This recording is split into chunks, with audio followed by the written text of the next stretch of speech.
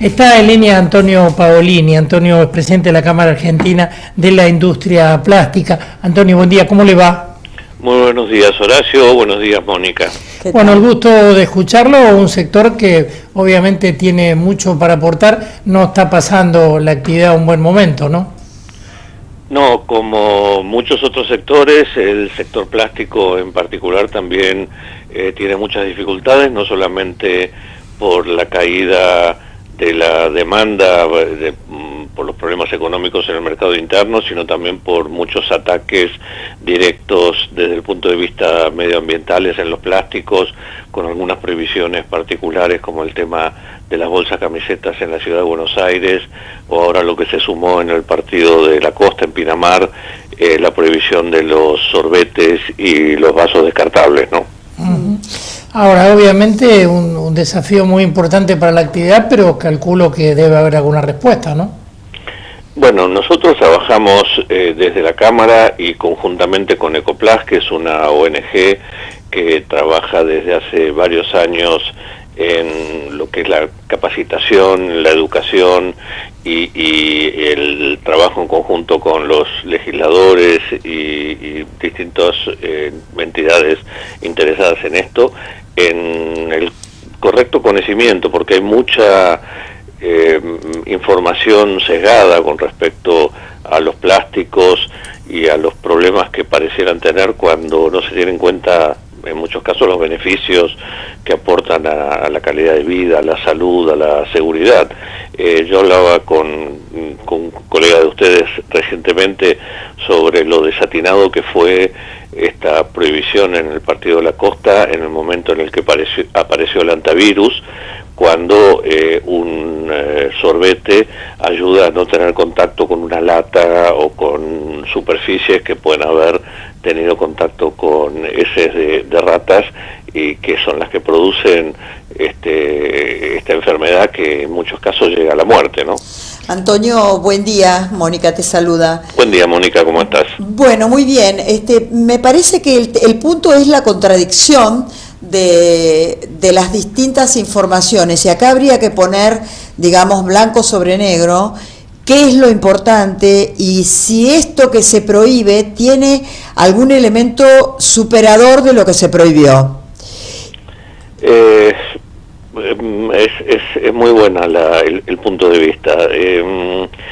Yo en particular creo que acá hay mucho de la política o politiquería porque algunos funcionarios quieren darle al público lo que el público cree porque masivamente se ha puesto al plástico como un monstruo, y esto suma votos a favor de ellos.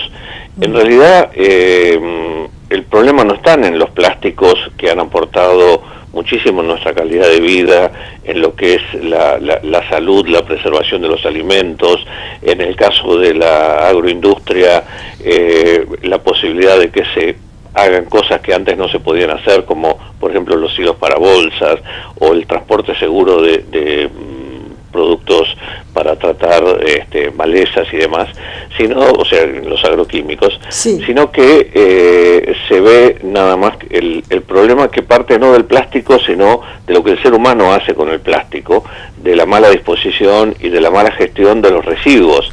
En el mundo no se prohíbe en general, lo que se trabaja es con penas y castigos en la gestión de los residuos.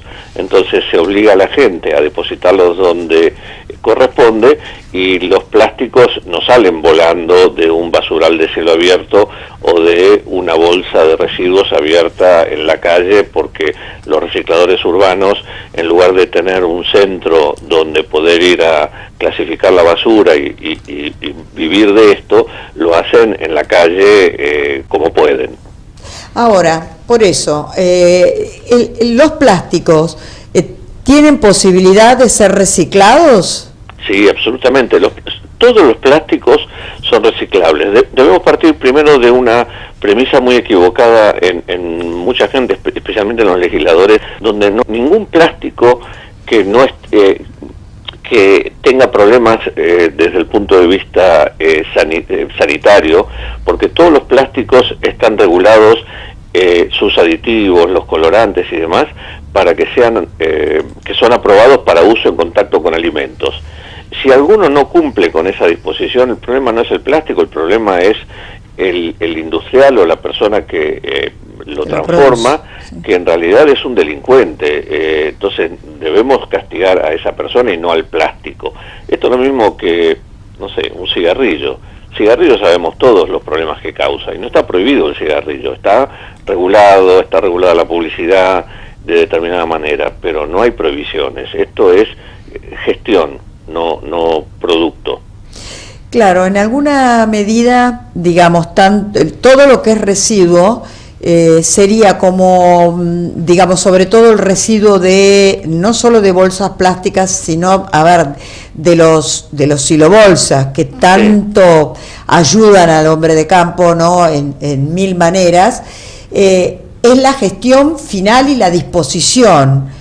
A ver, este sería el tema. Primero, ¿dónde se ponen? Sería equiparado a los bidones de los herbicidas, que tienen un sistema de buena práctica para disposición final. Necesitan ser perforados y triplemente lavados por el productor. Si el productor hace eso y después van a un lugar final donde se los recolecta y se los reutiliza, no hay mayor problema. Correcto. Esto tiene que ver, de alguna manera, es lo que se hizo en ese campo con los bidones para agroquímicos. Se tomó conciencia del problema que podría tener el mal uso o el mal reuso de un bidón, porque los bidones pueden ser reusables, o también qué es lo que se debe hacer con ese bidón para transformarlo en un plástico, para que después un contaminante que pudiera ser para la salud humana del agroquímico que estuvo en contacto, cómo se debe eliminar para que no sea un problema. Entonces, esto es lo que yo te decía de alguna manera. Es gestión, porque todos los plásticos son reciclables. Esto no quiere decir que todos los plásticos, una vez reciclados, puedan tener el mismo uso que tuvieron originalmente, pero sí hay en el mundo y también en la Argentina legislación y sistemas que hacen que algunos plásticos que fueron usados en contacto con alimentos puedan volver a ser usados luego de reciclados en contacto con alimentos. Esto quiere decir que hay no solamente sistemas para tratarlo, sino que existe la posibilidad. Es un muy buen producto que no termina con un simple uso. Se puede reusar cantidad de veces, se pueden reciclar absolutamente todos los plásticos. La cuestión es cómo lo hacemos, cómo lo separamos en origen, cómo lo clasificamos y qué ayuda les damos también al sector para que esta, llamémosle basura, se transforme de vuelta en una materia prima. Sí, sería residuo. Ahora, también ese residuo, con una disposición y una buena gestión, no solamente tiene que existir la buena gestión, sino a mí se me ocurre que acá hay un tema de controles y también penalidades. En todo el mundo los seres humanos funcionamos con penas y castigos. Si no hay una legislación adecuada y además de la legislación no hay controles para que se cumpla y que si no se cumple haya penalidades, el ser humano va a tender a buscar muchas veces el camino más sencillo, más fácil. Sí. Acá dependemos muchísimo, porque la educación, cuando hablamos de la educación de la gente no termina siendo educada porque después de muchos años tomó conciencia. Esto pasa sin hablar de quiénes, pero en algunos países muy civilizados, que sabemos que son todos muy ordenados, salen de su país, van a otro lugar de vacaciones y generan unos caos terribles. ¿Por qué? Porque no tienen los mismos controles. Esto es lo mismo en todos los ámbitos. Entonces necesitamos legislación adecuada, necesitamos gestión y necesitamos controles y penas y castigos. Uh-huh. Antonio, ¿cómo está el uso de la capacidad instalada en la industria? La industria plástica son unas 3.000 empresas, en general pymes, que llegó a ocupar casi 60.000 trabajadores. Ahora con la caída del mercado se han perdido casi 6, 7, 8.000 puestos de trabajo, estamos cerca de los 50.000 y hoy la capacidad instalada en promedio está cerca del 50%.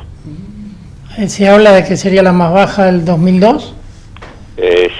Sí, la crisis de consumo del año pasado, por lo prolongada, es mucho peor que la crisis de principio de los años 2000.